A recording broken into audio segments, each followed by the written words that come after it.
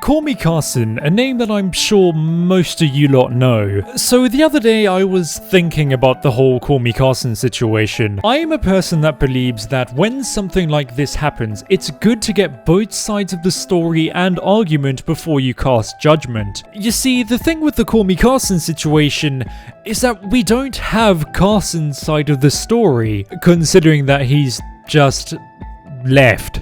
Let me tell you though, there's definitely two conflicting arguments here. Considering that these arguments are still going on, I thought that it would be good that, since it seems like Carson isn't going to come back anytime soon, I got a better understanding of both sides of the argument so I can hear where each side is coming from. Now, huge disclaimer here, this video isn't going to be me hurling innocent or guilty accusations towards Carson. Mainly because we don't really know his side of the story yet, and I'm not going to be proving one argument while disavowing the other. This video is solely me trying my best to explain both sides of the argument so we can all get a better understanding of where everybody is coming from, considering that I feel the core elements of these arguments have just been very misconstrued by this point. For the sake of the context of this video, I am going to be giving a brief explanation of this entire thing.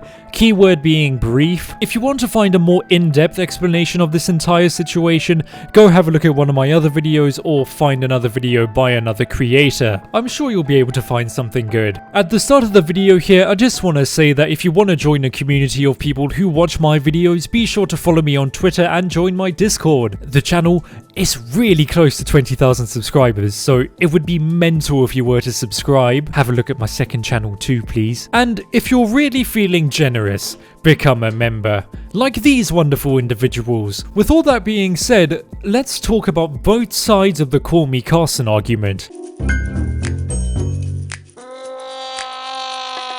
Call Me Carson is quite the big YouTuber, but as we all know, he found himself in a spot of bother at the beginning of this year. On the 5th of January, an incredibly damning drama alert interview was uploaded onto YouTube. In this interview, two of Carson's prior lunch club friends, Noah and Travis, came out and said that Carson was having some interesting conversations with some underage fans. After this interview came out, obviously, it caused a humongous debate online. Is Call Me Carson innocent or is he guilty? People rushed to make videos, but the overall tone of most of these videos was that staying neutral until Carson came out with a response was the best course of action. Here's the thing though, Carson, yeah, it seems like he's vanished from the internet, and he's yet to make a statement on any of his platforms addressing this issue. It's been 2 months since this information first came out, so Carson not saying anything isn't helping his case at all. When all of this stuff was apparently happening, Carson would have been 19 and the girl would have been 17 years old. Yeah, that's the brief summary of events. So, as I said in the intro, if you want to find out more, 100% be sure to find another video outlining the entire situation. I mean, you could even go and look for one now, but if you go and do that and you finish watching that video, yeah, please come back to this one.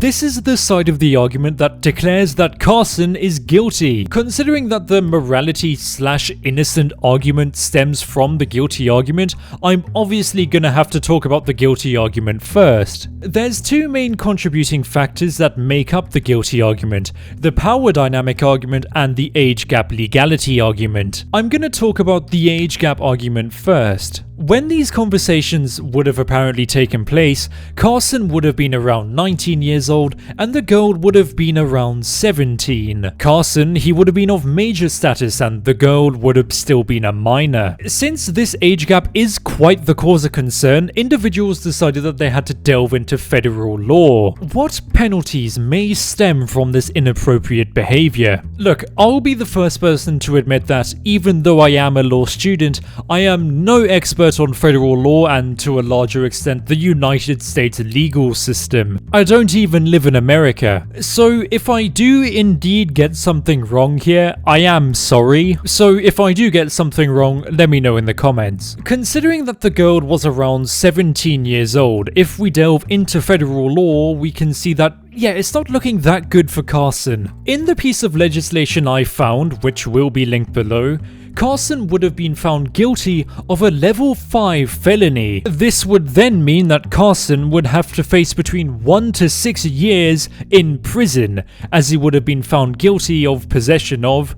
I can't actually say the words, but you know what I mean. As you can probably tell then, yeah, on the legal side of things, it's not looking that good for Carson. Considering that it doesn't look that good for Carson, lots of people who are advocating for his guilt are using this to substantiate their argument. There's one more thing that they're also using to substantiate their argument, that being the power dynamic argument. The power dynamic argument is another argument that has been cited by people who have decided that Carson is actually guilty. As we all know, Carson, he's got quite a large following. Because he has this massive following, when he says things online, they carry quite a bit of weight. I'm pretty sure that CallMeCarson knows that his following is very large. So, did he use this to get an advantage? I've seen lots of people talk about a power dynamic, but what actually is a power dynamic? According to goodtherapy.org, power is a person's ability to exert influence and control.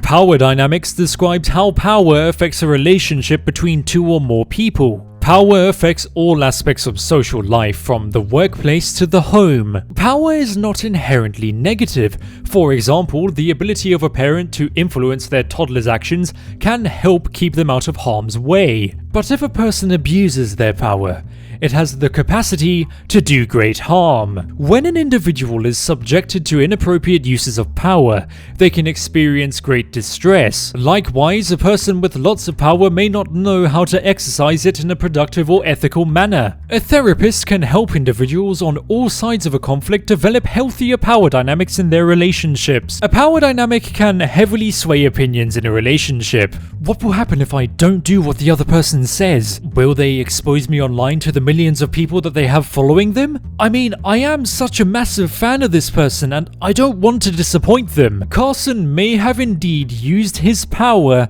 to get what he wanted, consciously or subconsciously. If we scroll through Twitter, we can still see that people are trying to prove that this was the case, and Carson did indeed play into his position to get what he wanted. If Carson did indeed use his power, it's an incredibly manipulative tactic, a tactic that should be called out. Because, as I said a few seconds ago, it is an inherent abuse of power. Morality versus legality will clash and have clashed for years. Morality is a lot more personal than legality, but morality also changes from person to person. My morals will be different from yours, and your morals may be different from your best friend's. The moral side of the argument stems from the legality argument and the possible flaws found within it. The morality side is the innocent side of the argument that declares that Carson actually didn't really do anything wrong. Since I spoke about the age gap and the power dynamic arguments in the legality argument, of course I'm going to speak about them in the morality argument too. If we talk about the age gap, it is only 19 and 17. Nothing crazy really at all. Legally, the 2-year age gap is wrong, considering it would have been a major minor relationship. But morally?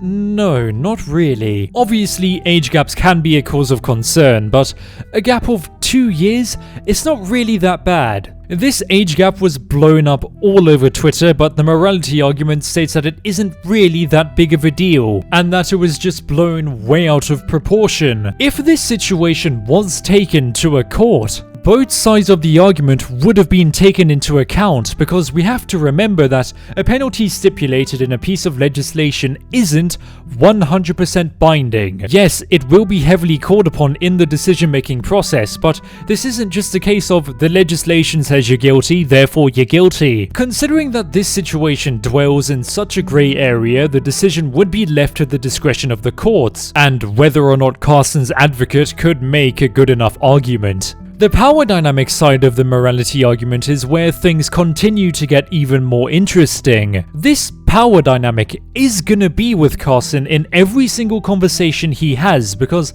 he can't just switch it off. No, Carson having such a large following is now a part of his life that will be with him wherever he goes. Since this is the case, is he only allowed to date people who either have a similar position to him or a greater position to him, since every other conversation he will have may be seen as him abusing his power to get one up on somebody? This is the flaw with the power dynamic argument, as it's so hard to prove considering that it is so open-ended and easily disputed. It can't really be used as a point because, as stated earlier, it's not like it can just go away and never apply. It will always apply, considering that Carson happens to be in the position he's in.